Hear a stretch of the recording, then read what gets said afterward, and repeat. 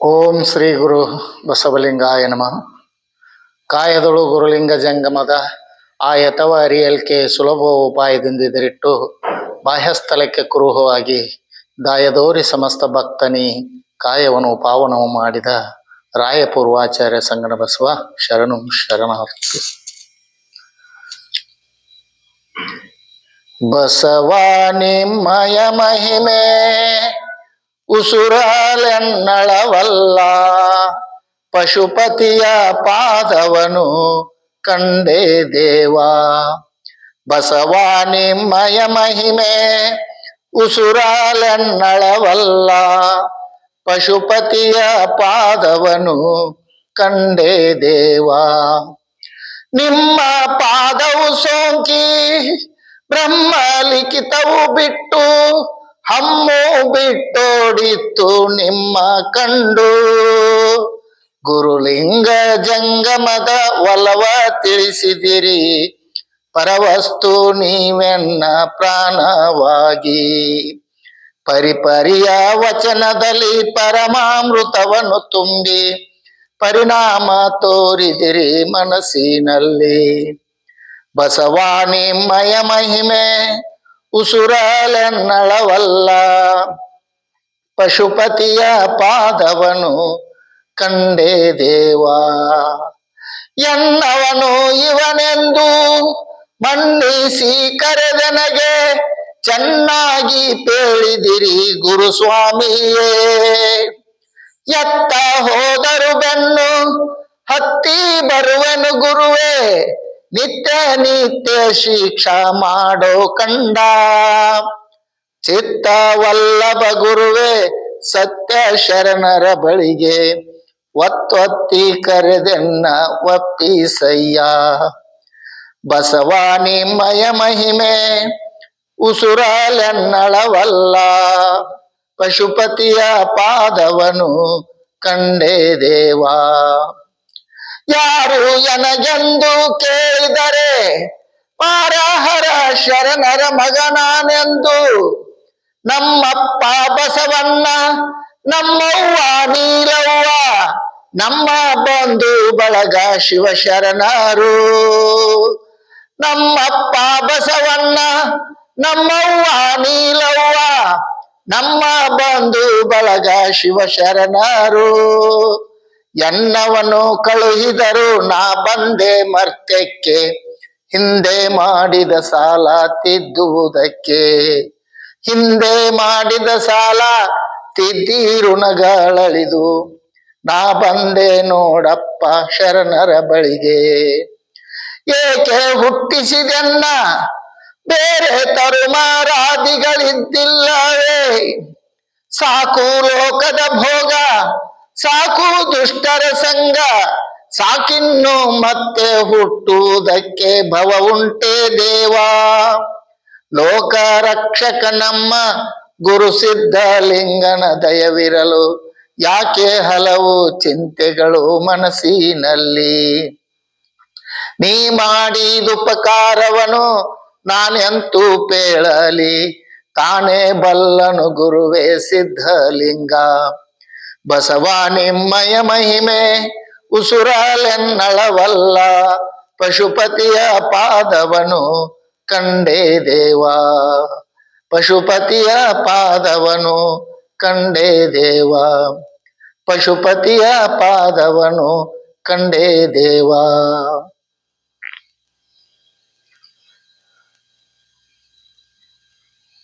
ಬಸವ ತಂದೆಯನ್ನ ಎನ್ನ ಹೊರ ಮಂದಿರದಲ್ಲಿ ಜ್ಞಾಪಿಸಿಕೊಂಡು ಇವತ್ತಿನ ಈ ಶ್ರೀ ಗುರು ಬಸವ ಮಹಾಮನೆಯ ಕರ್ತೃಗಳು ಹಾಗೂ ಇದನ್ನು ಸ್ಥಾಪಿಸಿ ಸಕಲ ರೋಗಿಗಳಿಗೆ ಸಕಲ ಮುಮುಕ್ಷುಗಳಿಗೆ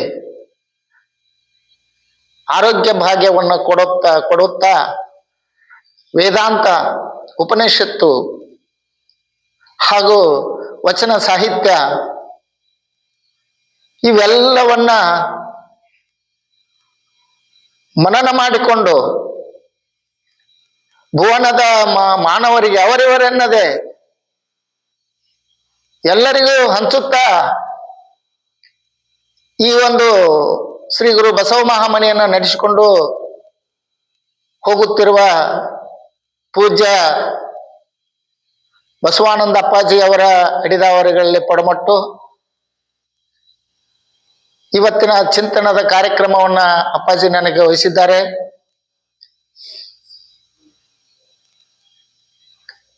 ಈ ಲೋಕವನ್ನು ನೋಡುವಂತ, ಈ ಲೋಕವನ್ನು ಕಾಣುವ ಕಣ್ಣುಗಳಿಲ್ಲದಿದ್ದರೂ ಕೂಡ ಕಾಣುವ ಕಣ್ಣುಗಳನ್ನಿಟ್ಟುಕೊಂಡಂತ ಸಕಲ ಜನರಿದ್ದಾರೆ. ಅವರು ಮಾಡದಂತ ಕಾರ್ಯವನ್ನ ಪೂಜ್ಯ ಬಸವಾನಂದ ಅಪ್ಪಾಜಿ ಮಾಡ್ತಿದ್ದಾರೆ. ಅದು ಅಂತಿಂತವರಿಗೆ ಬರೋ ಮಾತಲ್ಲ. ಯಾರಿಗೂ ಆಗದ ಕೆಲಸವನ್ನ ಇವತ್ತು ಅಪ್ಪಾಜಿ ಸ್ವತಃ ತಮ್ಮ ಮೇಲೆ ಅಳವಡಿಸಿಕೊಂಡು ತಾವದನ್ನು ಅನುಭವಿಸಿ ನಿಮ್ಮಂಥವ್ರಿಗೆಲ್ಲರಿಗೂ ಹಂಚ್ತಿದ್ದಾರೆ. ಅದನ್ನು ಆರೋಗ್ಯವೇ ಭಾಗ್ಯ, ಹೆಲ್ತ್ ಇಸ್ ವೆಲ್ತ್ ಅಂತ ಹೇಳ್ತಾರೆ. ಆರೋಗ್ಯ ಇಲ್ಲದಿದ್ರ ತಗೊಂಡು ಏನ್ ಮಾಡುದ್ರಿ? ಆರೋಗ್ಯನ ಮುಖ್ಯ. ಎಲ್ಲ ಇದೆ, ಆರೋಗ್ಯನ ಇಲ್ಲ. ನಮ್ಮ ಕಾಕಾಗ ಹೇಳ್ತಿದ್ರೆ ನಮ್ಮ ಚಿಗವ, ಏನ್ರಿ ಎಲ್ಲ ಸಾಕಷ್ಟು ದೇವ್ರು ಕೊಟ್ಟಾನು, ಆದ್ರೆ ನಮ್ಮ ಮನೆಯವ್ರಿಗೆ ಆರೋಗ್ಯ ಇಲ್ಲ ಅಂತಿದ್ರು. ಏನ್ ಮಾಡೋದು? ಆರೋಗ್ಯವೇ ಮುಖ್ಯ ಅಂತ ಆರೋಗ್ಯ ಭಾಗ್ಯವನ್ನ ಇಲ್ಲಿ ಮನಗುಂಡಿಯ ಚೆನ್ನಯ್ಯನಗಿರಿಯ ಶ್ರೀ ಗುರು ಬಸವ ಮಹಾಮನೆಯಲ್ಲಿ ಕೊಡ್ತಕ್ಕಂಥ ಒಂದು ಇದು ಈ ಯುಗದ 21ನೇ ಶತಮಾನದಲ್ಲಿ ಇದು ಬೇರೆ ಎಲ್ಲೂ ಸಿಗೋದಿಲ್ಲ. ಒಳ್ಳೆಯ ಮಳೆ ನೀರನ್ನು ಕುಡಿಲಿಕ್ಕೆ ಕೊಡ್ತಿದ್ದಾರೆ. ಒಳ್ಳೆಯ ವಾತಾವರಣದಲ್ಲಿ ಇಂಥ ಸುಂದರ ಸೃಷ್ಟಿಯಲ್ಲಿ ನಾವು ದಿನ ಕಳಿಬೇಕಂತಂದ್ರ ಗೊತ್ತಾಗೋದಿಲ್ಲ. ಒಳ್ಳೆಯ ಹವಾ, ಒಳ್ಳೆಯ ಗಾಳಿ, ಒಳ್ಳೆಯ ವಾತಾವರಣ, ಯಾವ್ದು ಎಂತ ರೋಗ ಇದ್ರೂ ಅದು ಬಿಟ್ಟು ಹೋಗಲೇಬೇಕು ಇಲ್ಲಿ ಬಂದ್ರ. ಅಂತ ಒಂದ ಭಾಗ್ಯವನ್ನ ದಯಪಾಲಿಸುತ್ತಿರುವ ಶ್ರೀ ಗುರು ಬಸವ ಮಹಾಮನೆಯ ಕರ್ತೃಗಳು ಪೂಜ್ಯ ಬಸವಾನಂದ ಅಪ್ಪಾಜಿ ಅವರು. ಅವರ ಒಂದು ಚಿಂತನದಲ್ಲಿ ಭಾಗವಹಿಸಿ ಅವರು ಹೇಳಿದಂತೆ ನೀವೆಲ್ಲ 10 ದಿವಸ, 15 ದಿವಸ, 20 ದಿವಸ, 21 ದಿವಸ, 8 ದಿವಸ ಹೇಳ್ತಾರೆ, 8 ದಿವಸ ಸರಿಯಾಗಿ ಇದ್ದು ಅದನ್ನ ನೀವು ನಿಮ್ಮ ಮನಸ್ಸಿನಲ್ಲಿ, ಅದನ್ನ ನಿಮ್ಮ ಮನದಲ್ಲಿ ತುಂಬಿಸ್ಕೋಬೇಕು. ಅದನ್ನ ಇಲ್ಲಿ ನಾವು ಗಾಡಿ ಎತ್ತಿ ಹೋದಿವಿ ಅಂದ್ರೆ ಅದನ್ನ ಬಿಟ್ಟು ಹೋಗೋದಲ್ಲ, ಇಲ್ಲೇ ಬಿಟ್ಟು ಹೋಗೋದಲ್ಲ. ಅದನ್ನ ಸಾಯುವವರೆಗೂ ನೀವು ಎಲ್ಲಿ ತನಕ ಬದುಕ್ತೀರಿ ಅಲ್ಲಿ ಮಠ ಅದನ್ನ ನಿಮ್ಮ ಮನಸ್ಸಿನಲ್ಲಿ ಇಟ್ಕೋಬೇಕು. ಅದನ್ನ ಇಟ್ಕೊಂಡು ನೀವು ಒಳ್ಳೆ ಆರೋಗ್ಯವಂತರಾಗಿ, ಸಾವು ಯಾವಾಗ ಬರ್ತೈತೋ ಹೇಳಕ್ ಬರೋದಿಲ್ಲ, ಅದಕ್ಕೆ ಗ್ಯಾರಂಟಿ ಇಲ್ಲ. ಅದಕ್ಕೆ ಅಂತದ್ರಾಗ ಯಾವಾಗಾರ ಬರಲಿ, ಅದು ಬಾರದು, ಬಪ್ಪದು ತಪ್ಪದು, ವಜ್ರದ ಪಂಜರವಾಗಿದ್ದರು ಬಿಡದು ಲಲಾಟ ಲಿಖಿತ, ಹುಟ್ಟಿದ್ದೊಮ್ಮೆ ಸಾಯಲೇಬೇಕು ಅಂತ ಹೇಳ್ತಾರೆ ಅಪ್ಪ ಬಸವಣ್ಣನವರು. ಅದ್ರ ಬಗ್ಗೆ ಚಿಂತೆ ಬಿಡ್ರಿ. ನಾವು ಇಲ್ಲಿ ಎದಕ್ ಬಂದಿದ್ದೇವೆ? ಅದನ್ನ ಈಗ MA PhD MSc PhD ಮಾಡ್ತಿರ್ತಾರಲ್ಲ ಅಂತವ್ರು 8 ತಾಸು 9 ತಾಸು 10 ತಾಸು ಕುಂತ ಅಭ್ಯಾಸ ಮಾಡ್ತಾರ ಅವರು. ಹಾಗೆ ನೀವೆಲ್ಲರೂ ಏನ್ ಮಾಡ್ಬೇಕು? ಅದೇ ತರ ಇದೊಂದು ಎಕ್ಸಾಮ್ ಅಂತ ತಿಳ್ಕೊಬೇಕು ನೀವು ನಿಮ್ಮ ಜೀವನದಲ್ಲಿ. ಅದನ್ನ ಅಳವಡಿಸಿಕೊಂಡು ಮುಂದೆ ಸಾಗಬೇಕು. ಇದು ಅಪ್ಪಾಜಿಯವರ, ಪೂಜ್ಯ ಬಸವಾನಂದ ಅಪ್ಪಾಜಿಯವರ ಇಂಗಿತ. ಈಗ ಒಂದು ಸ್ವಲ್ಪ ಚಿಂತನೆಗೆ ಬರೋಣ. ಉಳ್ಳವರು ಶಿವಾಲಯವ ಮಾಡುವರು, ನಾನೇನು ಮಾಡಲಿ ಬಡವನಯ್ಯ, ಎನ್ನ ಕಾಲೇ ಕಂಬ, ದೇಹವೇ ದೇಗುಲ, ಶಿರವೇ ಹೊನ್ನ ಕಳಸವಯ್ಯ, ಕೂಡಲ ಸಂಗಮ ದೇವಯ್ಯ, ಸ್ಥಾವರ ಕಳಿವುಂಟು ಚೇತನ ಕಳಿವಿಲ್ಲ, ಜಂಗಮ ಕಳಿವಿಲ್ಲ. ಚೇತನ ಅಂದ್ರೆ ಜಂಗಮ, ಜಂಗಮ ಅಂದ್ರೆ ಚೇತನ. ಹಾಗಾದ್ರೆ ಇವತ್ತು ನಾವು ಕಲ್ಯಾಣ ರಾಜ್ಯದ ಕಲಚೂರ ಚಾಲುಕ್ಯ ರಾಜ್ಯದ ಒಬ್ಬ ಮಹಾ ದಂಡನಾಯಕ, ಮಹಾಪ್ರಧಾನಿ. ಅವ್ರು ಹೇಳ್ತಾರೆ, ಎನ್ನ ಕಾಲೇ ಕಂಬ, ದೇಹವೇ ದೇಗುಲ, ಶಿರವೇ ಹೊನ್ನ ಕಳಸವಯ್ಯ. ಒಂದು ಮನುಷ್ಯನ ಶರೀರಕ್ಕೆ ಎಷ್ಟು ಕಿಮ್ಮತ್ ಕೊಡ್ತಾರೆ ನೋಡ್ರಿ ಅವರು. ಗುಡಿಗುಂಡಾರಕ್ಕೆ ಕಿಮ್ಮತ್ ಕೊಡ್ಲಿಲ್ಲ, ಕಲ್ಲಿನಿಂದ ಕಟ್ಟದ ಮೂರ್ತಿಗಳಿಗೆ ಕಿಮ್ಮತ್ ಕೊಡ್ಲಿಲ್ಲ. ಈ ದೇಹವೇ ಒಂದು ದೇವಾಲಯ ಅಂತ ಹೇಳ್ತಾರೆ ಅವರು. ಅಂತ ಒಂದು ಪ್ರಧಾನ ಮಂತ್ರಿಯಾಗಿ ಅವರು ಸಾಕಷ್ಟು ಗುಡಿಗಳನ್ನು ಕಟ್ಟಿಸಬಹುದಾಗಿತ್ತು, ಸಾಕಷ್ಟು ದೇವರುಗಳನ್ನ ಸೃಷ್ಟಿ ಮಾಡಬಹುದಾಗಿತ್ತು, ಓಣಿಗೊಂದೊಂದು 10 ಗುಡಿಗಳನ್ನು ಕಟ್ಟಿಸಬಹುದಾಗಿತ್ತು. ಅವ್ರು ಯಾಕೆ ಕಟ್ಟಿಸ್ಲಿಲ್ಲ? ಅವ್ರಿಗೇನು ಬರ್ತಾನೆ ಇತ್ತೇನು? ಆ ದುಡ್ಡು ಯಾರ್ದದು? ದುಡ್ಡು ಯಾರ್ದು? ಬಸವಣ್ಣ ಅವ್ರದ. ಅಲ್ಲಿ ಟ್ರೆಜರಿ ಒಳಗಿದ್ದಂತ, ಕಲ್ಯಾಣ ರಾಜ್ಯದ ಟ್ರೆಜರಿ ಒಳಗಿದ್ದಂಥದ್ದು ದುಡ್ಡು, ಆ ರೊಕ್ಕ, ಆ ಐಶ್ವರ್ಯ, ಅದು ಸಂಪತ್ತು ಪ್ರಜೆಗಳದದು. ಪ್ರಜೆಗಳದು ಅಂದಾಗ ಒಬ್ಬ ಪ್ರಧಾನಿ ಇರ್ಬೋದು, ಒಬ್ಬ ಮಂತ್ರಿ ಇರ್ಬೋದು, ಒಬ್ಬ MLA ಇರ್ಬೋದು. ಅವನಿಗೇನು ಅಧಿಕಾರ ಇದೆ ಹೇಳಿ? ಅದನ್ನ ತಗೊಂಡ್ ಬಂದು ಒಬ್ಬರಿಗೆ ಒಂದು ಗುಡಿ ಬೇಕಾದ್ರೆ ಮತ್ತೊಬ್ಬರಿಗೆ ಆ ಗುಡಿ ಬೇಡಾಗಿರ್ತತಿ, ಒಬ್ರಿಗೊಂದು ಮಸೂತಿ ಬೇಕಾದ್ರೆ ಮತ್ತೊಬ್ಬರಿಗೆ ಆ ಮಸೂತಿ ಬೇಡಾಗಿರ್ತತಿ, ಒಬ್ರಿಗೊಂದು ಚರ್ಚ್ ಬೇಕಾದ್ರೆ ಅದು ಅವ್ರಿಗೆ ಮತ್ತೊಬ್ಬರಿಗೆ ಬೇಡಾಗಿರ್ತೈತಿ. ಮತ್ತೆ ಅವನ್ ಕಟ್ಟಿಸ್ಕೊಳ್ಳೋದು ಅವ್ರವ್ರಿಗೆ ಬಿಟ್ಟು ಬಿಡ್ಬೇಕು ಅದನ್ನ. ಯಾಕೆ ಸರ್ಕಾರದ ದುಡ್ಡು ಹಾಕಿ ಅದನ್ನ ಕಟ್ಟಿಸೋದು ಏನಿದೆ? ಸರ್ಕಾರದ ದುಡ್ಡು ಹಾಕಿ ಅದನ್ನ ಕಟ್ಟಿಸಿಕೊಡುವಂತದ್ದು ಏನಿದೆ? ಇವತ್ತು ಗುಡಿಗಳು ನಾಯಿ ಕೊಡೆ ಹಾಗೆ ಬೆಳೀತಾ ಇದ್ದಾವೆ, ಮಂದಿರಗಳು ನಾಯಿ ಕೊಡೆ ಹಾಗೆ ಓಣಿಗೆ 10 ಬೆಳೀತಾ ಇದ್ದಾವೆ. ಈಗ ಅವ್ MLA ಬಂದ, ನಮ್ಮ ಒಂದು ಓಣ್ಯಾಗ ಒಂದು ಗುಡಿ ಕಟ್ಟಿಸ್ಕೊಡ್ರಿ, ನಿಮ್ಗೆ ಹೋಟೆಲ್ಲ, ನಮ್ಮ ಓಣ ಈ ಓಣ್ಯಾನ ಹೋಟೆಲ್ಲ ಆಯ್ತು ನಾ ಕಟ್ಟಿಸ್ಕೊಡ್ತೇನೆ ಅಂತ. ಅಂತ ಒಂದು ಪರಿಸ್ಥಿತಿ ಇವತ್ತ. ಸರ್ಕಾರದ ದುಡ್ಡು ಹಾಕಿ ಗುಡಿ ಕಟ್ಟಿಸೋದು ಅವಶ್ಯ ಇಲ್ಲ. ಅಂತದ್ರಾಗ ನಾವು ಸರ್ಕಾರದ ದುಡ್ಡು ಹಾಕಿ ನಾವು ಗುಡಿ ಕಟ್ಟಿಸ್ತೇವು, ಮಂದಿರ ಕಟ್ಟಿಸ್ತೇವು, ದೇವಾಲಯವನ್ನು ಕಟ್ಟಿಸ್ತೇವೆ ಅಂತಂದ್ರೆ ಅದು ಬಸವಣ್ಣವರು ಒಪ್ಪೋದಿಲ್ಲ. ಅದಕ್ಕೆ ಅದು ಸಕಲ ಪ್ರಜೆಗಳ ದುಡ್ಡು, ಅದರ ಮೇಲೆ ನಿನ್ನ ಅಧಿಕಾರ ಎಲ್ಲಿದೆ? ಅವ ಪ್ರಧಾನಮಂತ್ರಿ ಇರ್ಬೋದು, ಏನಾದ್ರೂ ಇರ್ಬೋದು, ಅವ ಮಂತ್ರಿ ಇರ್ಬೋದು, ಆದ್ರೆ ಅವಂಗ ಅದರದ ಅಧಿಕಾರ ಇಲ್ಲ. ಅದನ್ನ ಸಾರ್ವಜನಿಕವಾಗಿ ಎಲ್ಲರಿಗೂ ಉಪಯೋಗ ಆಗ್ಬೇಕದು. ಶಾಲಾ ಕಾಲೇಜುಗಳನ್ನು ಕಟ್ಟಿಸ್ಕೊಡ್ರಿ, ಬಡವರ ಮಕ್ಕಳಿಗೆ ಫ್ರೀ ಆಗಿ ಎಜುಕೇಶನ್ ಕೊಡ್ರಿ, ಇಲ್ಲದವರಿಗೆ ಬಡವರಿಗೆ ಮನೆ ಕಟ್ಟಿಸ್ಕೊಡ್ರಿ. ಇಂಥವೆಲ್ಲ ಒಳ್ಳೆ ಕೆಲಸಗಳನ್ನ ಆ ಸರ್ಕಾರದ ದುಡ್ಡಿಂದ ಮಾಡಿಕೊಡ್ರಿ.